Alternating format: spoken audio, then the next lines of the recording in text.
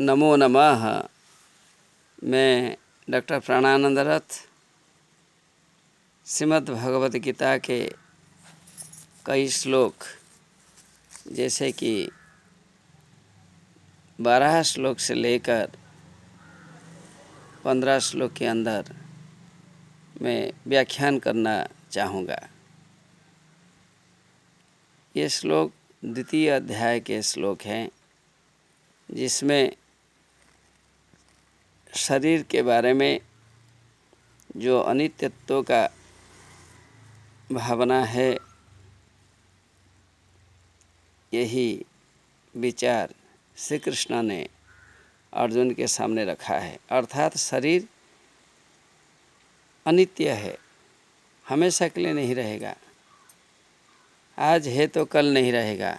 आज कोई बच्चा था, कल युवावस्था में पहुंचता है, युवा की वृद्धावस्था में पहुंचता है, वृद्ध की देहांतर प्राप्ति होती है, अर्थात वृद्ध की मृत्यु भी होती है। इसलिए इस मामले में हमें चिंता नहीं करनी चाहिए।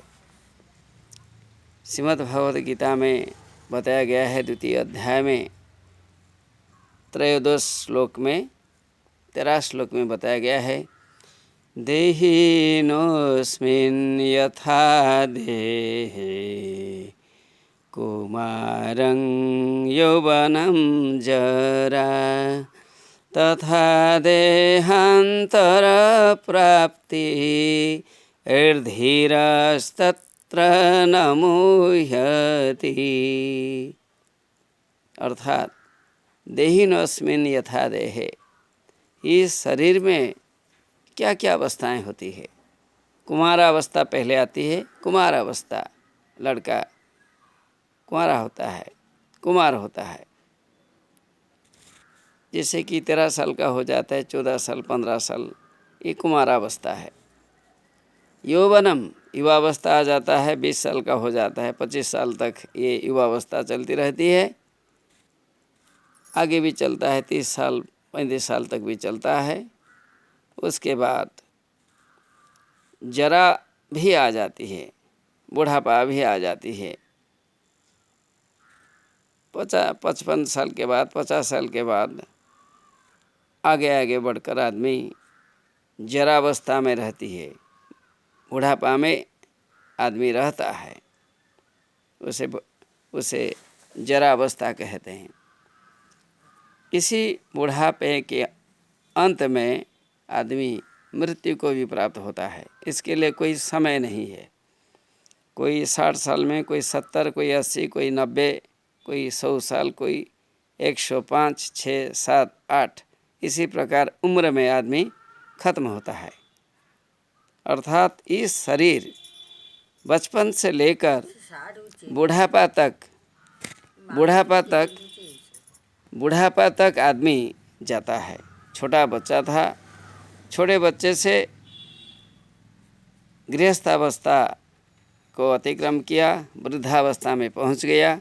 वृद्धावस्था के बाद आदमी मृत्यु को प्राप्त करता है।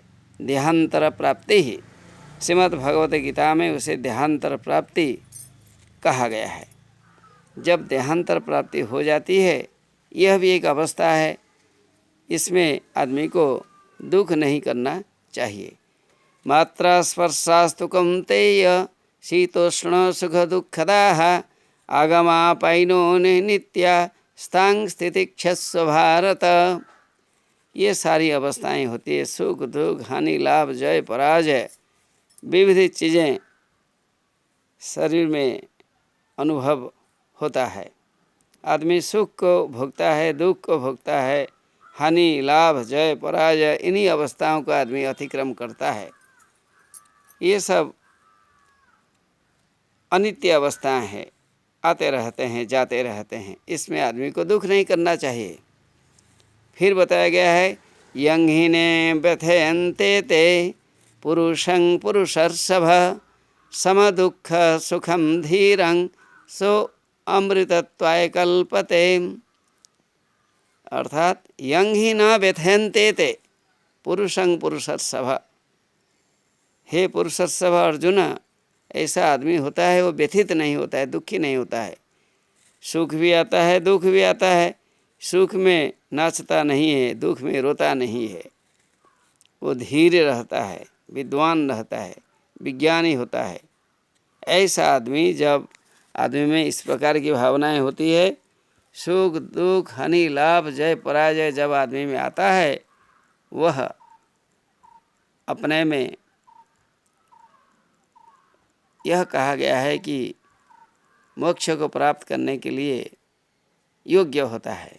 वह मोक्ष को पाने के लिए योग्य होता है जो विभिन्न अवस्थाओं को सहन करता है, जो विभिन्न अवस्थाओं में साम्य भाव को, एकत्व भाव को उद्वहन करता है। वही विवेकी होता है, ज्ञानी होता है, गुणी होता है, मुक्ति पाने का लायक होता है। हमें इसी प्रकार आदमी होना चाहिए। सुख दुख हानि लाभ जय पराजय सभी स्थिति में आदमी को समान होना चाहिए। आदमी में सुख दुख हानि लाभ जय पराजय सब भावनाएं आना नहीं चाहिए। यद्यपि ये भावनाएं आती है, इन्हीं अवस्थाओं में हमें विचलित नहीं होना चाहिए। हमें स्थिर होकर सभी कामों को करना चाहिए। यदि हम करते हैं, हम विवेकी है, हम अवश्य मुक्ति के मार्ग में आगे बढ़ सकते हैं। नमो नमः।